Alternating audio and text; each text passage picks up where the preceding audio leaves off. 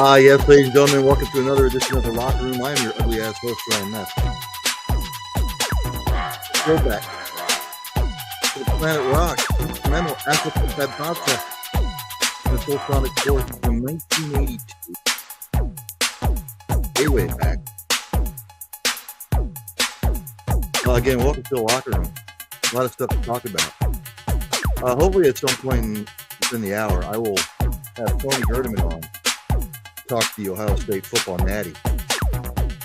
He's the lead beat writer for Buckeye Huddle, covering Ohio State, the Ozone One, co-host at Buckeye Weekly podcast. Tony Gerdeman at gmail.com. Be kind instead. Enough of the music. But again, welcome to the program. We are winding down football season, ladies and gentlemen. Ohio State beat Notre Dame on Monday night to win the 2024-2025 College Football National Championship.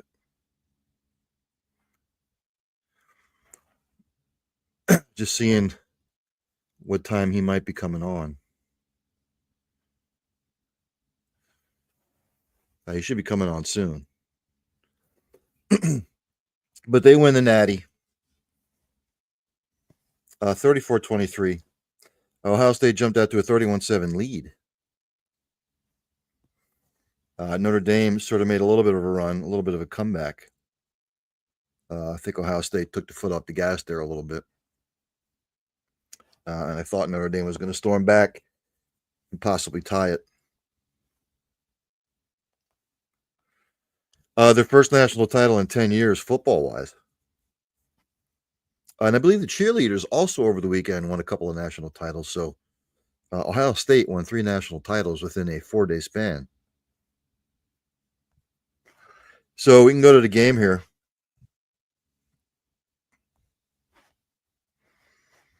And as I say, let's go to the game here. I see him in the green. Before I bring him on, though, as is the case with everybody, college beat writers. Ladies and gentlemen, I present to you the Ohio State University Fight Zone.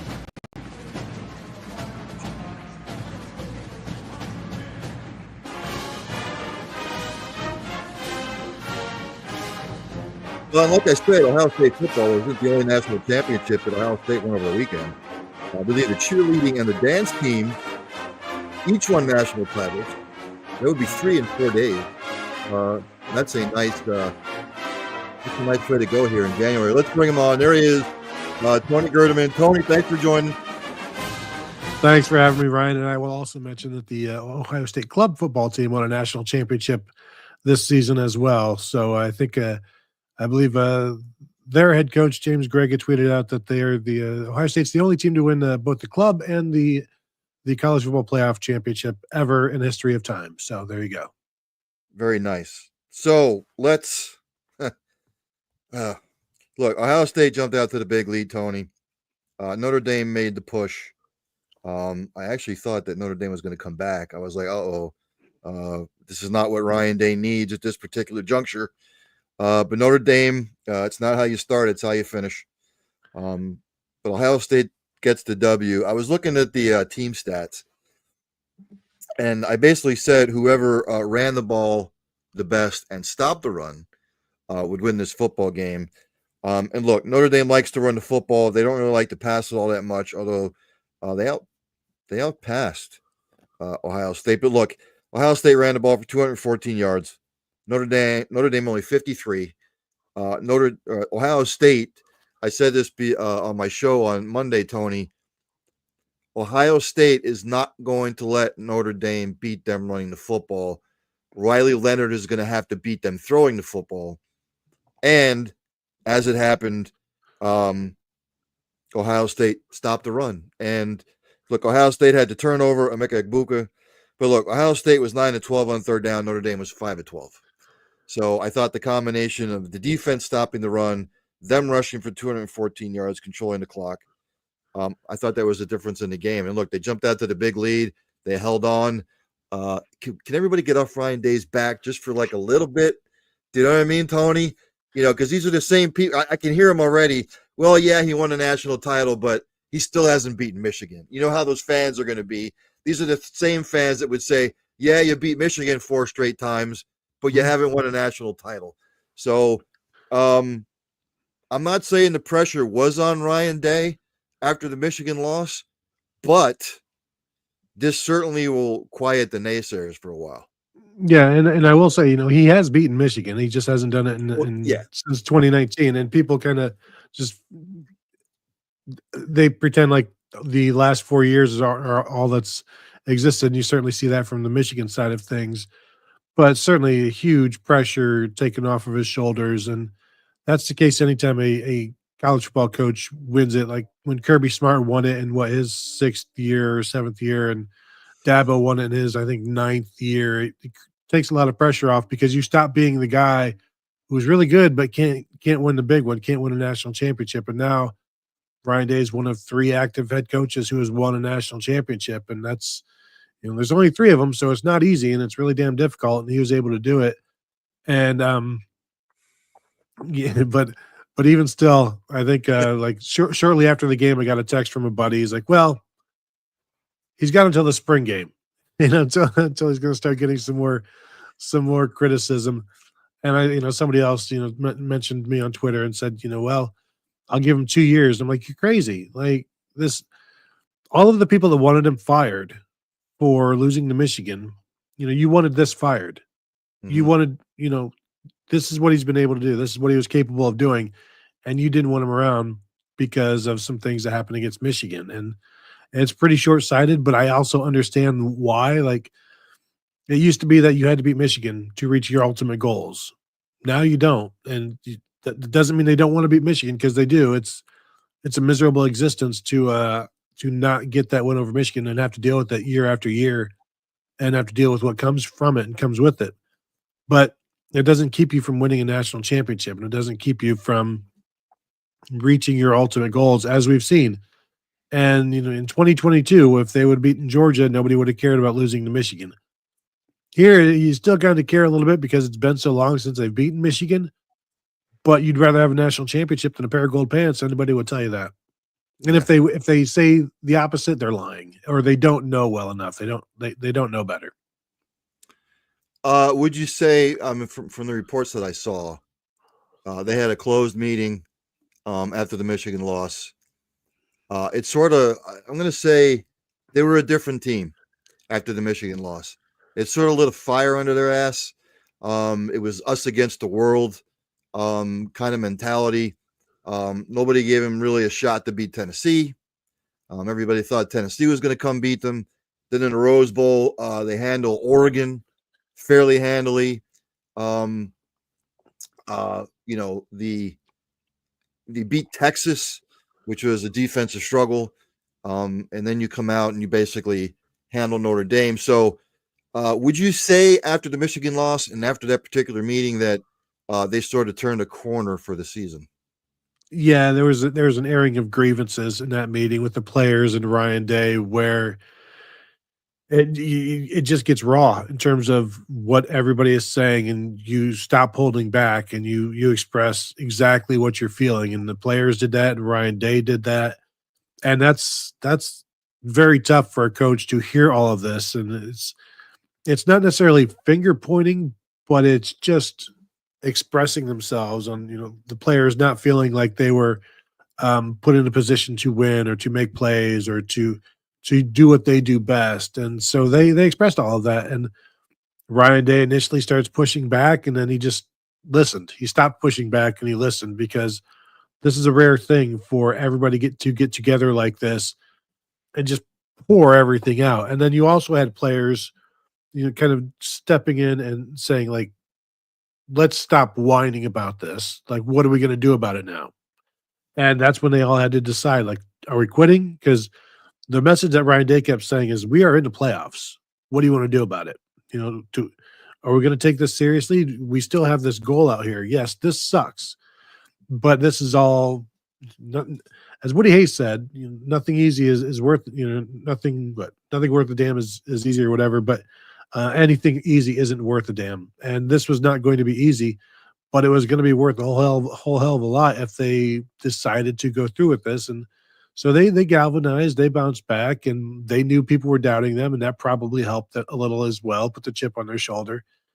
And they heard all of the doubters about Tennessee. They heard Kirk Herbstreit saying that Ohio State should probably be better off going and playing in Tennessee because the Ohio State fans would boo them. And so they heard all of those things. You try to ignore it; it's really impossible to ignore stuff. But they all got together, and the only thing that mattered was what was happening inside the walls of the Woody Hayes Athletic Center. And you saw they put together a plan, and they acted it out, and now they're champs. If he wouldn't have made a deep playoff run, would he have been in trouble? Here's the thing, like, he's still winning 85% of his games. So what's to be in trouble about? And that's been my thought all along. Like, no coach has ever been fired from Ohio State for losing to Michigan. Not even John Cooper. Like, he lost and lost and lost to Michigan. He got fired when he lost the program, when he lost his team. So losing to Michigan sucks. It's not going to be what cost you. And if any program fires a guy that wins 85% of your games, then they deserve whatever happens to them, because it's not going to be better than 85%, an 85% winning percentage. It's going to be worse. Sure, you might beat Michigan, but enjoy your 9-3 season, which always gets coaches fired. And so, it also depends on, you know what? I say it would be ridiculous to fire him. What do the boosters say? That's what really matters. And now he's got some leeway, he's got some power, and now he can wield it a little bit. With all that being said, though, you know how college football works now. Do you know what I mean? Boosters, fans, the student body, everybody involved in college athletics.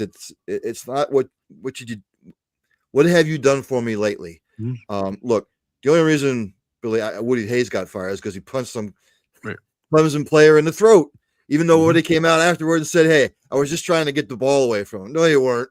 You know what I mean? And in that particular case, I think the Ohio State higher-ups had enough. With Ryan Day, look, I always tell fans, be careful what you wish for. Yeah. Be careful what you wish for, because who else are you going to go out and get? My situation with the Florida Gators, I still don't think Billy Napier's ready for the job. Yes, he won his last 4 games. They were 8-5. They won a bowl game. How is that going to transfer in the next year? Mm-hmm. Coming off that particular season. But okay, so Ohio State wins the Natty. They're losing a bunch. They're probably just going to retool. And look, going into the next season, it's going to come down to Oregon, Penn State, and Ohio State, because other teams are just trying to play catch up, Tony. Yeah. Iowa has had a quarterback issue for 5-6 years. Wisconsin is trying to rebuild a little bit. Who else? Northwestern is Northwestern. They don't even know where they're playing. Now, Illinois might be on the rise a little bit. Nebraska. Purdue and Nebraska and let's see how Cignetti does in his second year, which is not going to have the same success next year as he had this year. So when you look into the offseason, the losses that they are going to incur, who are they picking up in the transfer portal? Because I know who was it that just left the team? Quarterback. Devin Brown. So he's gone. So I know they were high on the one kid, the 5-star recruit that they still have on the team. So, I mean, is there going to be a quarterback competition going into the spring? Yeah, I mean, there always is. Whoever performs the best will win the job, and they may have some assumptions, but there still has to be one. And Julian Saint is expected to be the starting quarterback next year. They've got a 5-star true freshman coming in from Ohio, Tavian St. Clair, that everybody loves. They have a redshirt sophomore right now in Lincoln Keenholz, but who knows if he'll be here beyond the spring. So they're probably going to have to grab somebody in the portal, a veteran, that can – they're not bringing him in to start, but if he wins the job, he wins the job, and they can tell him, hey, you're competing against somebody who's thrown 12 career passes. So – you're going to have an opportunity, and whether that happens or not, there is an avenue here for somebody to come in and win the job, but it wouldn't be anything that was promised to them, and it wouldn't be somebody that would threaten Julian Sand because they don't want to lose him. So that's going to be an interesting thing to watch. But they're going to lose upwards of 20 seniors, and then we'll see if they lose some underclassmen like cornerback Davis and Igbenogson, running back Quinshon Judkins. I think linebacker Sonny Styles is probably coming back, but they have gone into the portal. They got the tight end Max Clare from Purdue as the top tight end in the portal. Got a couple of offensive linemen. Went and got running back C.J. Donaldson from West Virginia as a veteran because they're young at running back as well. Like if they don't have Judkins, they're going to have James Peoples, who was a true freshman this year, and then 3 true freshmen behind him. So they needed to go get a veteran there. And they grabbed a defensive end from, I think, Idaho State, Logan George, I believe. And so, they'll see. I'll see if there's something else in the spring portal window, which hopefully this is the last year of the spring portal window, because I'd like to see that closed for the benefit of just about every head coach in college football. But again, they're going to be right in the mix. They'll be one of the 2 most talented teams in the Big Ten with Oregon, and they'll be expected to make the playoffs because, look, over the last 30 years, about the only years Ohio State wouldn't make a 12-team playoff would be 1999, 2000, 2001, and 2004 and 2011. So that's 5 times in 30 years they wouldn't make the playoffs. So I would expect them to make it next year just because that's been their history. Although they open with Texas, they have to go to Washington, they have to go to Michigan. I think they've got Penn State again, so it's not going to be exactly an easy schedule, but you lose two games and you can still win a national title, I've heard. What's the deal on Jeremiah Smith? Is he staying? Unless somebody wants to give him $12 million a year, but I was talking with a former Ohio State luminary asking him about something else, and he didn't want to talk about that. He's like, well, what's it going to take to keep Jeremiah Smith? And I think Jeremiah Smith is very, very happy. But as I was mentioning on our message board at Buckeye Huddle, everybody in the nation is being tampered with. And if you're not, then you're not very good. Like everybody who is worth the salt is being tampered with. And I tweeted this out earlier today. Everybody talks about Ohio State's $20 million roster. Every single person on this team, other than the ones who can't get any paid from anybody, like all of the good players and the average players could have made more money elsewhere, could have gone elsewhere and made more money than they made at Ohio State. And so Jeremiah Smith could definitely go and make money somewhere else, but he's very happy at Ohio State. He came to Ohio State for a purpose. That purpose is being it is in evidence as to why he came to Ohio State. He's getting better and better every game, every day. If he left, that would shock me. And I've heard nothing about anything like that. But this is the era that we have to talk about this sort of thing. Like I used to never. People would ask me like, who do you think is going to transfer? And it's like I don't put players into the transfer portal. That's not fair to them. It's not fair to their families. I don't want to do it. And now it's like, well, quarterback is a completely different position. So you just have to assume everybody's going to transfer at some point. If you haven't transferred, then you're one of the rare ones. But this is college football now. This is part of the game. And whether starters can transfer, we've seen Notre Dame starters, offensive linemen announcing today that they're hitting the portal. Yep. So you can't say like anybody is definitely staying, but Ohio State would do everything in their power to keep Jeremiah from leaving, believe me. I mean, Carson Beck surprised a lot of people by saying he was going to go to the NFL, and then he does a complete 180 and he goes to Miami for whatever the hell he got on $4 million, $5 million, whatever it is. So going into the spring, what are you looking for in April for the spring game?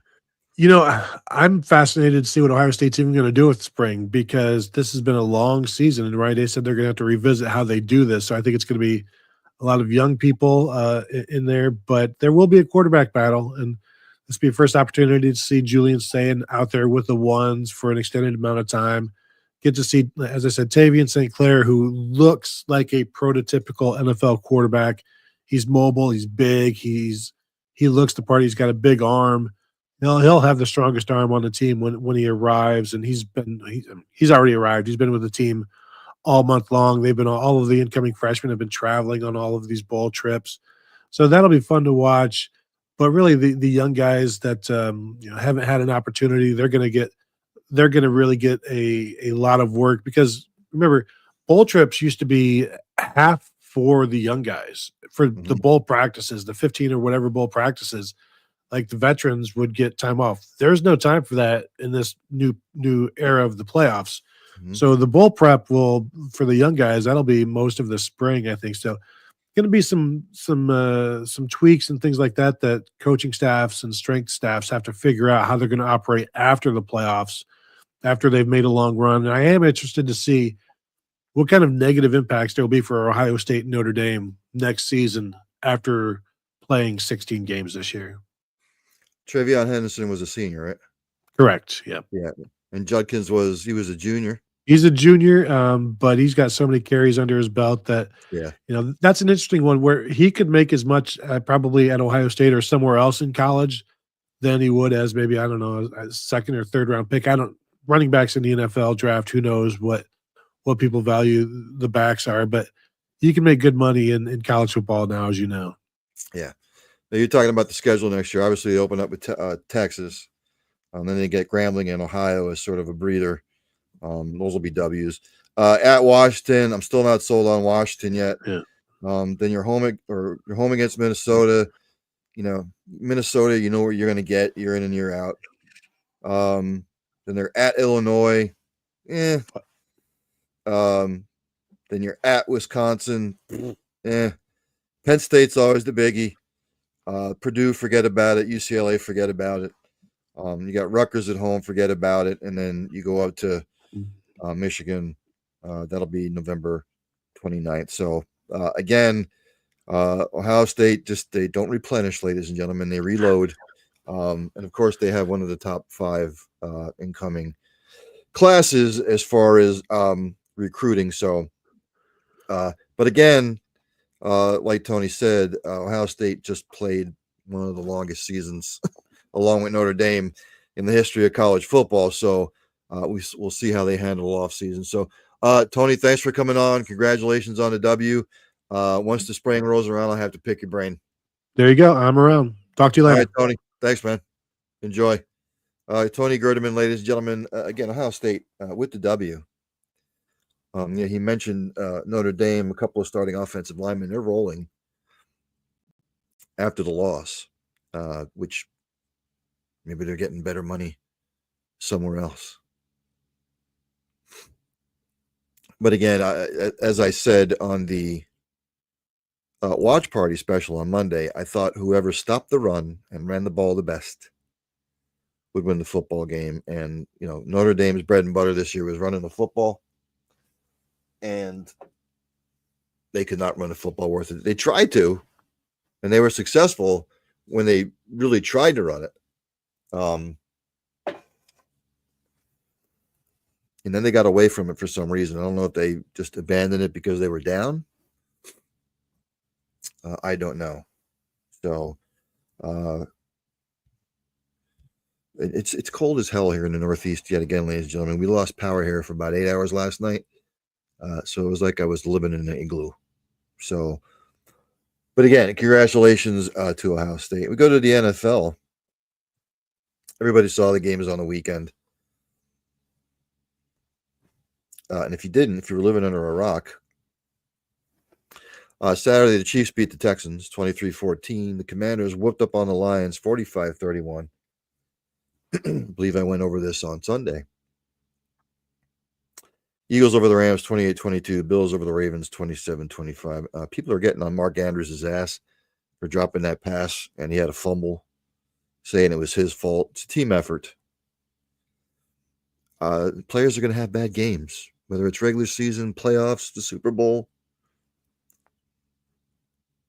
But that's why we call them fans, ladies and gentlemen. It's short for fanatics. Of course, the Ravens now fall short again. Now people are making a big stink about, well, if Jaden Daniels makes a Super Bowl before Lamar Jackson, this, that, the other thing, just shut up. Look, the Lions had a bad game. Jared Goff had a bad game. Old Jared Goff showed up. People want to keep harping on the refs and the Chiefs. There's all kinds of stats out there saying that the refs actually more often than not don't help the Chiefs out. Me being a Chiefs fan, I hear the chatter all the time, that the Chiefs are the new Patriots. Just Eagles fans still aren't over that Super Bowl loss. Well, you can't call a holding penalty on a receiver that late in the game. Well, it didn't help that your defensive back came out after the game and said, yeah, I held him. The Eagles held off the Rams. The Eagles' identity, and people keep saying, well, the Eagles aren't going to win a Super Bowl if they can't pass it. Why would you? With that offensive line, gaining almost 200 yards a game. Keep it simple, stupid. And again, the Bills did just enough, held on to beat the Ravens. I went over the other 3 games on Sunday. But the stat that glares out the most is the Baltimore Ravens turned it over 3 times. The Bills, none. Ravens won the rushing battle. They won the passing battle. But you lost the turnover battle. And that was the difference in the ball game. So, again, you offensively, they played well, other than the turnovers. Can't turn the ball over. Got to take care of the football in December and January. So everything is set. At 3 p.m., which again, the NFL, I really wish they would revamp this. First game is at 3 on Fox. Commanders at the Eagles. Eagles are favored by 6. And then at 6:30 p.m., the Bills are at the Chiefs. Kansas City's favored by 2. And people say, well, they're tailoring it for the West Coast people. And I had this argument the other day about it. A couple of people were like, well, they've got a, 3 o'clock game will be 12 o'clock on the West Coast. My argument to that would be, regular season or playoffs, Rams played the Eagles. Rams play the Eagles. Let's just say the Rams play the Eagles in the regular season, and it's in Philly. If it's a 1 o'clock game, they still have to tune in by 10 o'clock. Let's say if San Francisco was playing Miami, and it's a 1 o'clock start, we still got to be up by 10 to watch it. Unless the NFL flexes it to 4:30. 3 o'clock and 6:30. It's dumb. Second game won't be over till 10:30. So, but again, Philadelphia favored by 6. The total's 47.5. Bills Chiefs. Kansas City favored by 2. Total's 48.5.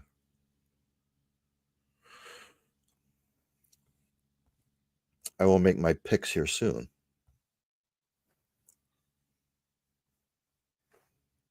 Some news from around the NFL. Mr. Cohen is back talking to the Jaguars after GM Baalke's exit. Trent Baalke left. Cohen pulled himself out of the running for the Jaguars job. Hours later, the Jaguars and general manager Trent Baalke parted ways. So now everything is back into play. Doesn't matter who they bring in. That culture is shot to shit. And I hope it works out for him. Let's see what else. Allen, Saquon, Lamar among AP NFL MVP finalists. So it's Allen, Barkley, Burrow, Goff, and Jackson are the finalists for the NFL Most Valuable Player Award.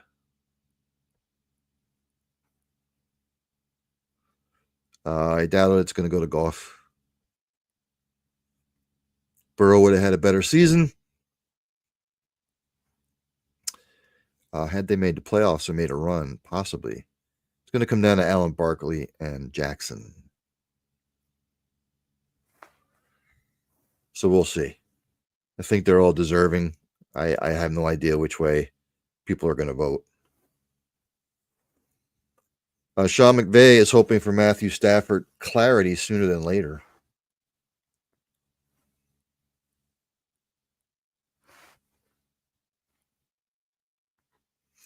Sean McVay said after Stafford took a little bit of time last year, he said, we don't want to have to go on that again. I don't think that's good for anybody. I think sooner than later, being able to get that clarity, understanding clear, open, and honest communication. I think there's a lot of love coming from our part. I think there's a lot of appreciation coming from his part as well. And I think a lot sooner than later is an ideal scenario. And look, I think this was Stafford's 17th or 18th year. So sometimes the body speaks after the season. I'm sure he'll talk it over with his family and then make a decision.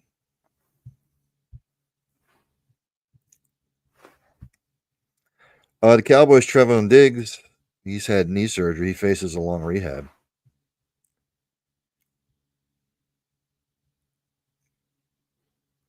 Doesn't put a timeline on anything. Excuse me.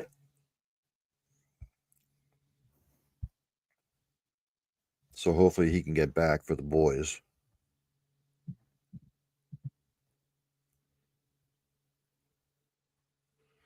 And some other shenanigans on the negative side, which I won't go into because I am not going to be a negative Nancy today. So, and there's other coaching news. Obviously, Aaron Glenn to the Jets. Hopefully he can turn it around. I'm not sure he'll want Aaron Rodgers back. Aaron Rodgers is going to be 41. He looks old. He is old as far as quarterbacks go in the National Football League. There's too many young athletes playing quarterback right now. I don't think Aaron Rodgers could keep up.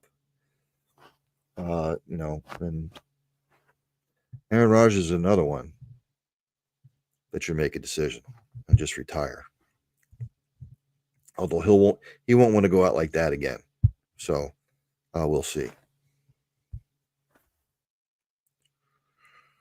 Oh, Ben Johnson, now the head coach of the Bears. Hopefully he can turn that around. And again, Jerry Jackass down there in Dallas. He could have had the opportunity to interview all these people. Chose not to. And now he might hire Broughton Schottenheimer. I'm really not going to say too much on that. Everybody knows how I feel like about Jerry. Everybody knows I defected from being a Cowboys fan 10 years ago because I can't do it until Jerry Jones is gone or he sells the team. Can't do it. I put this on social media. He has shoved the Red Hot Poker up Cowboys Nation's ass for 28 years, and nothing's ever going to change. Period. He's just going to hire another puppet to do his bidding. And people say that Stephen Jones is on it too. Probably. But not as much as people would like to think. Jerry is the end-all be-all. Jerry is Zeus. Or he thinks he is. And again, now he has to have the moniker of his organization, his team, since they last made the Super Bowl, is the only team not to play in a conference championship. That is the depths, the darkest depths, which he's taken this organization. Gil Brandt and Tex Schramm are rolling around in their graves. And yes, Tex Schramm, Gil Brandt, when they were running things in Dallas, did they have their lean years too? Yes. But not like this. Period. But Jerry's never going to change. Which comes to a new segment I like to call What is your major malfunction, numbnuts? That's right. What is your major malfunction? Jerry. I've listened to Dallas radio. I saw something that they're in agreement. There is no hope for Cowboys Nation. And people are starting to come around to my way of thinking. Jerry does not give a shit. He's just worried about making money. He doesn't care about you, the fan. He doesn't care about championships. He doesn't care anybody that. He doesn't care about any of that shit. Period. He just wants to make a buck. He wants to print money. That's it. That's it. And yes, I hopped on the Chiefs bandwagon 10 years ago when Andy Reid went there. This is pre-Patrick Mahomes when they had Alex Smith. Why did I jump to the Chiefs? Because they were the original Dallas Texans. And when the Cowboys started up, Lamar Hunt did not want to compete two teams in the same city. That's why he moved the Dallas Texans to Kansas City and called them the Chiefs. But looking at these games, ladies and gentlemen, Commanders, Eagles. Commanders, a nice story. I think people are worried about Jalen Hurts' ankle. As much as I would like to see the Commanders win, I just don't think. I think the Eagles' offensive line, they'll just beat the Commanders in a submission. But with all that said, I think the Commanders will make this a game. Philadelphia is not going to blow them out. I'm going to go Philadelphia 30, Commanders 28. Bills Chiefs 6:30. Just to show everybody that I am not a homer. Bills have already beaten the Chiefs once this year. Oh, kickoff at 3 p.m. Down there at the Link. 39 degrees. A balmy 39. So I don't think weather will be a factor. And then the Bills Chiefs, a balmy 33 degrees. I think the Chiefs' luck runs out. They cannot run the football to save their life. And I think that's where they're going to get themselves in trouble. Because you can only rely on the passing game so much. Their run game has looked like shit the last 2 months. Pacheco has not looked the same since coming off that injury. You're going to have to be able to run the ball. I don't care if you want to do it by committee. Buffalo will be able to run the football. Enough. The Chiefs can't run the football. The Chiefs can run the football and not turn it over, and the Chiefs win. But Bills with a better running game.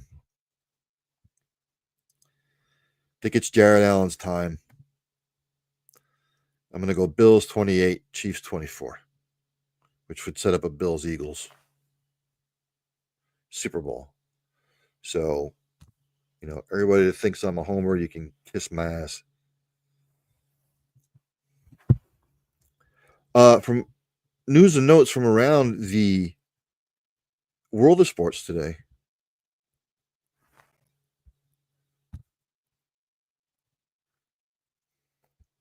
The Braves, if it brings it up. I'm sorry, the Dodgers signed Roki Sasaki,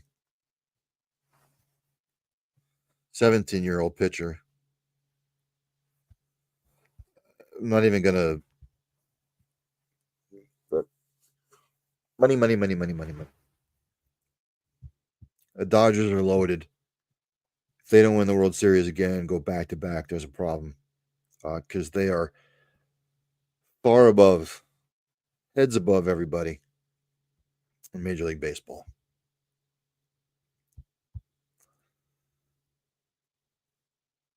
Ichiro Suzuki, he wants to have a drink with the lone Hall of Famer holdout who didn't vote for him unanimously.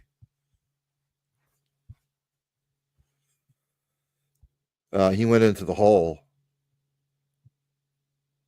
He received 393 of 394 votes from the Baseball Writers Association of America. I don't know who the other voter was. Maybe they want to turn in their prescription for the gummies. Ichiro said, I would like to invite him over to my house and we'll have a drink together and we'll have a good chat.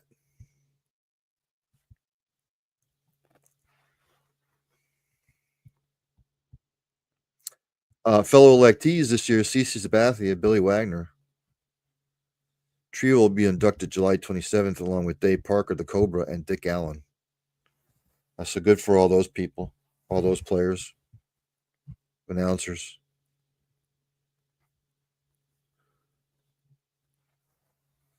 Jimmy Butler was suspended again for missing a flight. Dude's a head case. Tired of hearing about him. He's an idiot. Yosemite Sam's old saying, he's an idiot. What are you, gosh darn idiot? He's a diva. I'm tired of athletes like this. You have it better than 90% of us, period. And you want to act a fool. I'm tired of hearing it. I'm tired of hearing about these athletes bitch, piss, and moan and complain about whatever.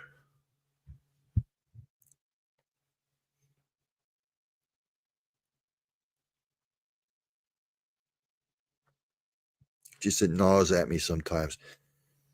Tell you what, you think you have it that bad and you think you're being treated unfairly, I'll take your position for a week. They can sign me to a 10-day contract to replace your ass. They're going to suspend you.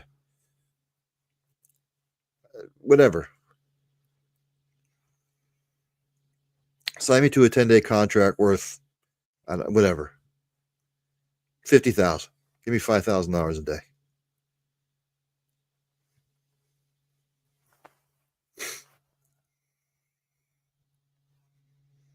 SZA is joining Kendrick Lamar during the Super Bowl halftime festivities, which will take 45 minutes.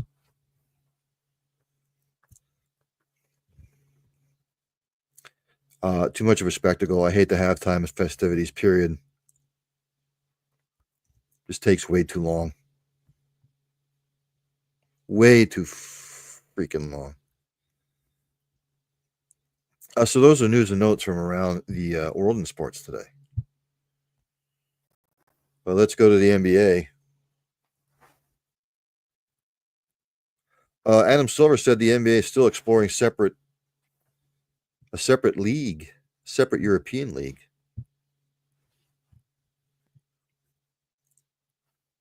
Obviously, the Paris game was today between the Spurs and the Pacers. If it's just going to be an NBA European league where they don't have to travel to the United States, it's a global sport now, much like soccer or football, as they call it. So if they want to start a Euro league and it's just going to stay in Europe, I don't have a problem with that. But if you're going to start maybe exploring to put teams in Europe for the NBA, it's a dumbass idea, man. It's just too much logistically. It's too hard on the players. It's asinine. You know, just like the NFL, if they were ever to, it's just stop. It's a logistical nightmare. It's just too hard on the players. The Spurs beat the Pacers 140-110 there in Paris.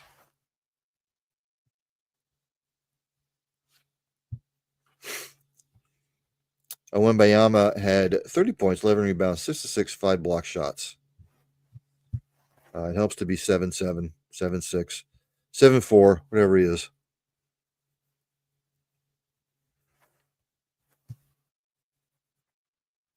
The Hornets' Brandon Miller has season-ending wrist surgery, unfortunately.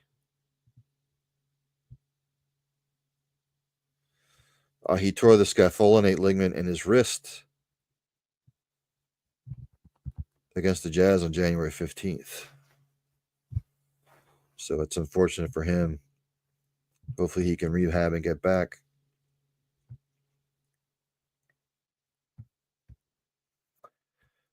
Zion and Ingram are to remain out for the Pelicans Grizzlies. No, again, Zion is the Sam Bowie and is the Greg Oden of his generation.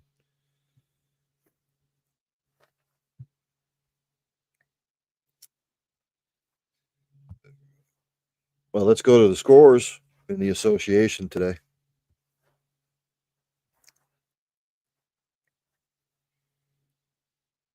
As soon as they pop up. In the second, Blazers and Magic are tied at 26 apiece in the first. Raptors on top of the Hawks 14-8. At 8 o'clock, you got the Mavs at the Thunder. At 8:30, the Heat are at the Bucks. At 9 o'clock, the Kings are at the Nuggets. At 10, the Bulls are at the Warriors. Also at 10, Celtics at the Lakers. 10:30, the Wizards at the Clippers. And I said the Spurs beat the Pacers. Let's go to the standings as I always do.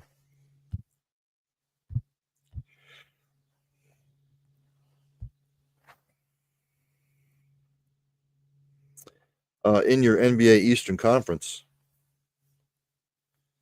the Cavs still sit atop at 36-7. The Celtics are third, 31-13. They're 5.5 back. The New York Knicks are 29-16. They're 8 games back in third.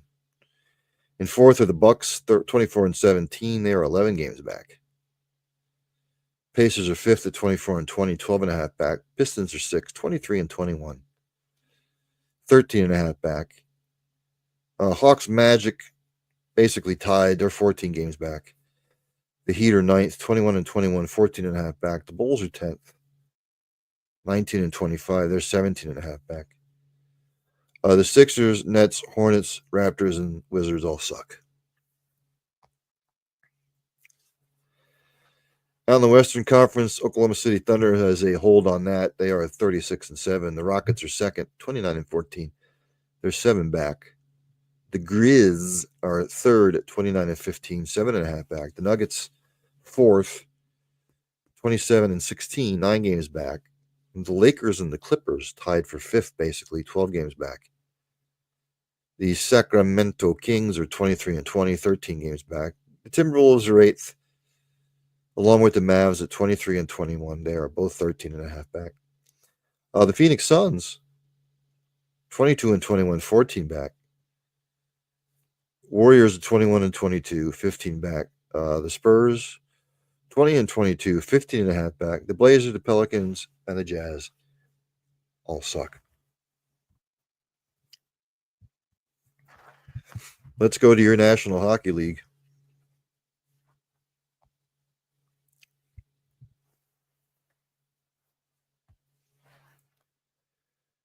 The trademark office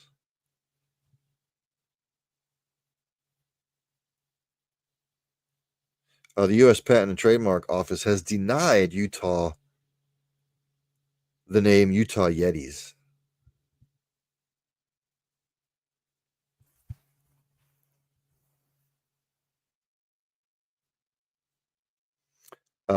Them stating that because of the likelihood of confusion for consumers to other companies and brands that use the name.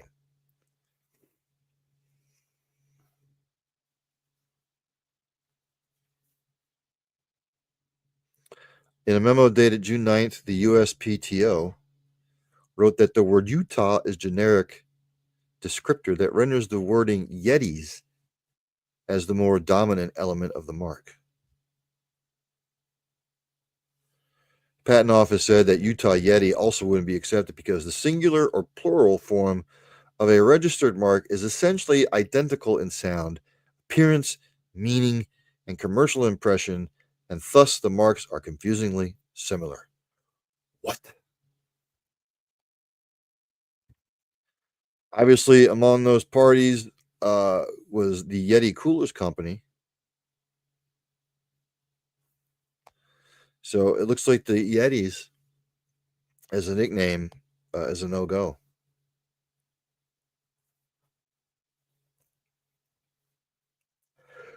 Excuse me.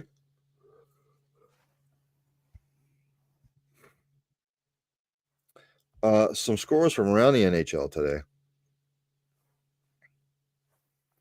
These are all in the first. Senators, Bruins, 0-0. The Red Wings are up on the Canadiens, 2-0. Rangers up on the Flyers, 2-1. The Hurricanes down to the Blue Jackets, 2-0. At 8 o'clock, the Golden Knights are at the Blues. The Utah Hockey Club, not going to be the Yetis, are at the Wild. At 9 o'clock, the Sabres are at the Flames. At 9 o'clock, the Canucks are at the Oilers. At 10, Penguins at Ducks, Capitals at Kraken, 10:30, Preds at Sharks. We go to the standings, ladies and gentlemen. In the Eastern Conference, in the Atlantic Division, the Maple Leafs still on top, 30-17-2 with 62 points. Panthers are second, 28-18-3. They have 59 points. Lightning are third, 25-18-3. They are 53 points. Senators, Canadiens each tied at 24-19-4 with 52 points apiece. The Red Wings, 6th, 21-21-5, 47 points. And the Buffalo Sabres, 18-24-5, 41 points. In the Metropolitan Division, the Capitals up on top, 32-10-5. They have 69 points. Hurricanes up to second, 29-16-3, 61 points. The Devils third, 27-17-6, 60 points. Columbus Blue Jackets are fourth, 23-18-7, 53 points. Rangers seem to have turned it around here. They are fifth, 23-20-4, 50 points, along with the Flyers. Penguins 20-21-8, 48 points. The Islanders are last, 19-20-7, 45 points. So if the season ended today, let me see here. Maple Leafs, Caps, Hurricanes, Devils, Columbus Jackets, Tampa Bay Lightning, and Senators, Canadiens, Bruins would be tied for the last spot.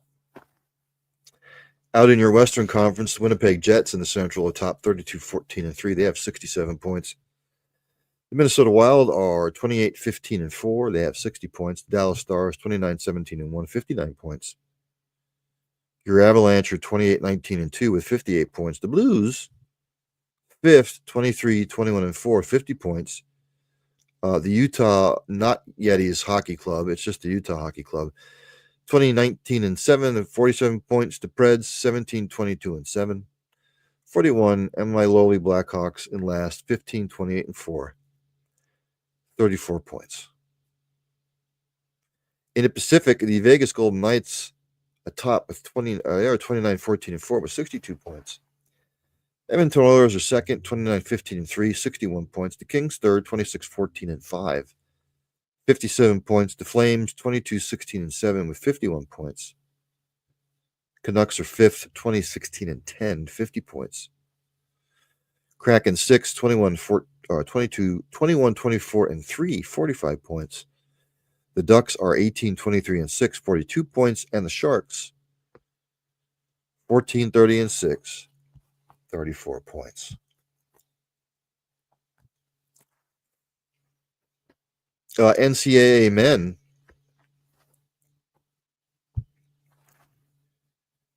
College basketball. Excuse me. Combination of the cold and work. I will use the coaches poll rankings this week.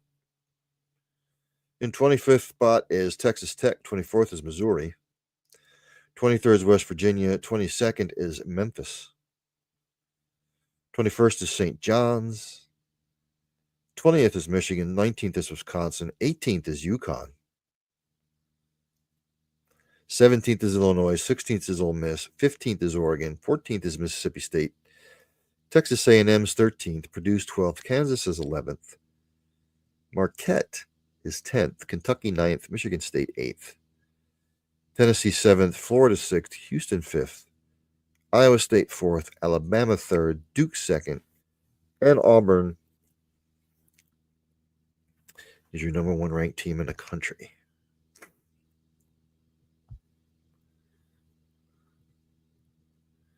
Top 25 matchups today, or top 25 teams in action. At the half, Wichita State is up on number 24, Memphis, 27-23. At 9 o'clock, Maryland travels to take on number 17, Illinois. Let's go to the women. I will also use the coaches poll. 25th is Nebraska. 24th is Minnesota. 23rd is Baylor. 22nd is Michigan State. 21st is Cal. 20th is NC State. 19th is Alabama. 18th is Georgia Tech. Tennessee is 17th. West Virginia 16th. Oklahoma 15th. Duke 14th. North Carolina 13th. Ohio State 12th. Kentucky 11th. Maryland is 10th. TCU 9th. Kansas State 8th. Texas 7th. UConn 6th. USC 5th. LSU undefeated in 4th. Notre Dame's 3rd. South Carolina 2nd. And still on top, undefeated, UCLA. Top 25 teams in competition today. Late in the 4th,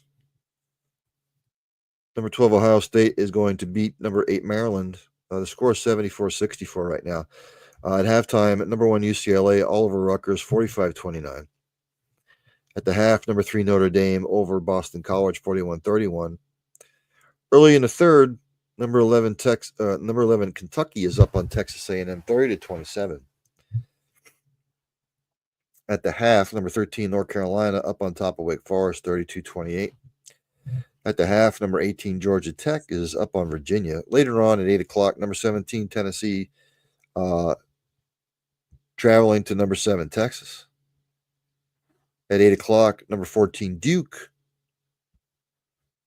traveling to take on SMU. At 10 o'clock, number 22 Cal at Stanford. Earlier today, number 20 NC State beat Syracuse 74-66.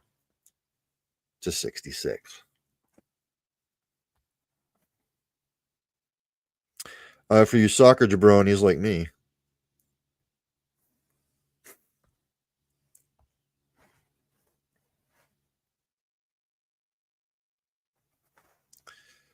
the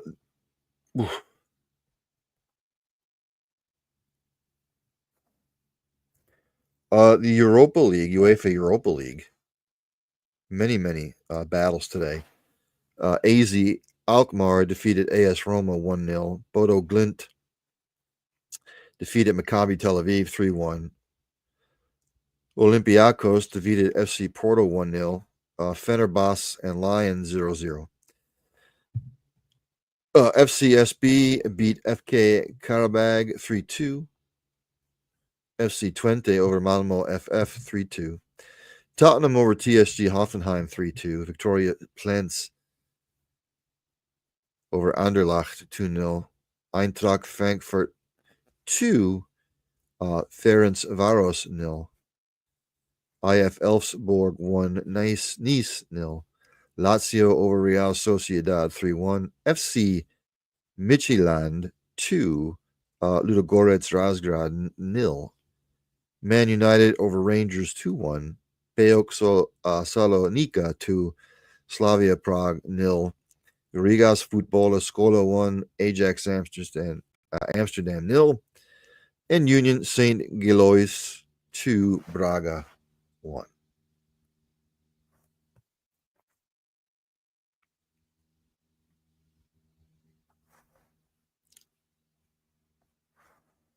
Coming up on Saturday,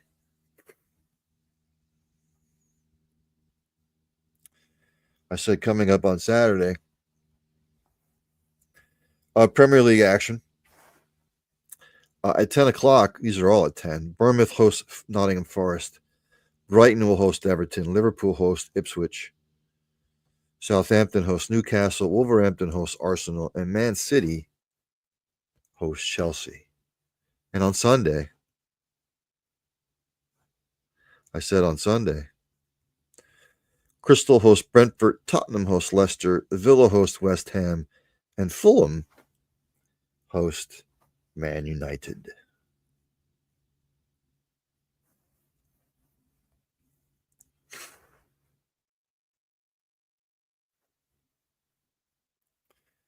The PGA Tour is now on their West Coast swing.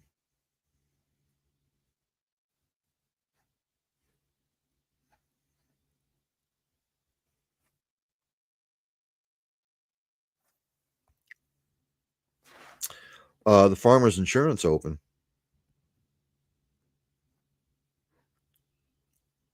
Kicked off today. Lanto Griffin 6 under and Ludwig Aberg 6 under lead.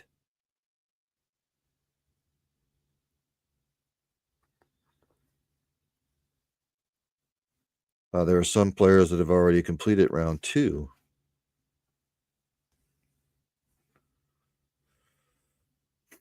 Right now, after their first rounds, they lead. That's Torrey Pines La Jolla, North Course and South Course.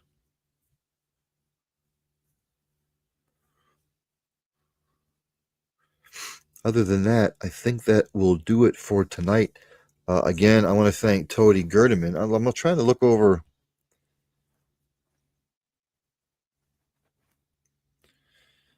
I'm just trying to see if there is any more NFL news. This just came over the wires about a half hour ago. Jaguars scheduled a second round interview with Robert Salah. That's interesting.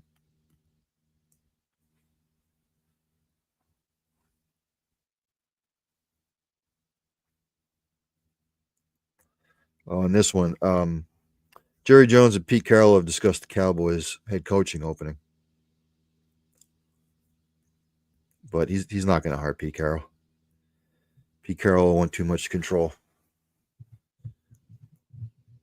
And you can, just like Yosemite Sam would say, Dirty Turkish Arkabat, Flatten, Borton, Philippunka, Burton, Perkaluma, Burton, Wacka, Frack, Slap, Wagon, Slaughtered Back, Coronet, Cataback, Rat, Rat, Dirty Turkish.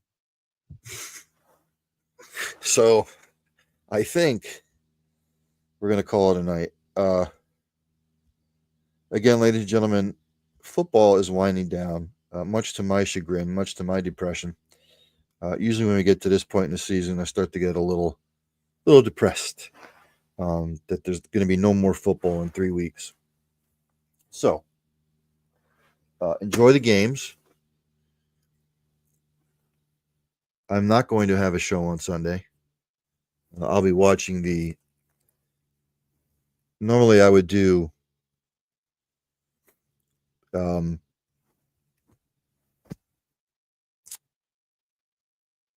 end zone to end zone, but I would like to enjoy the games. So with all that being said, stay warm out there, ladies and gentlemen.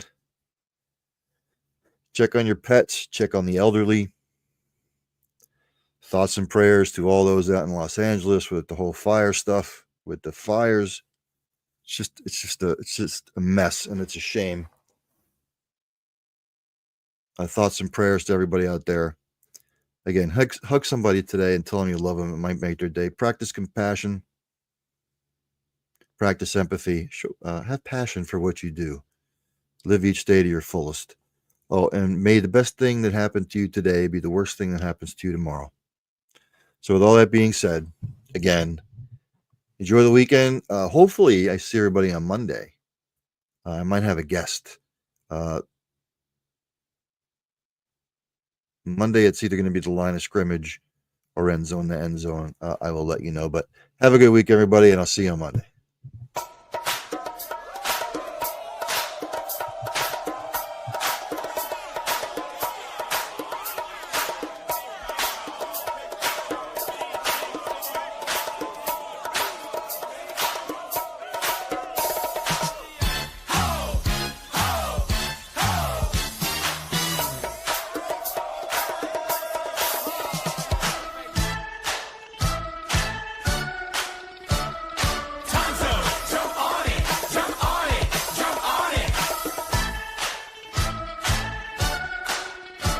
Keep us on.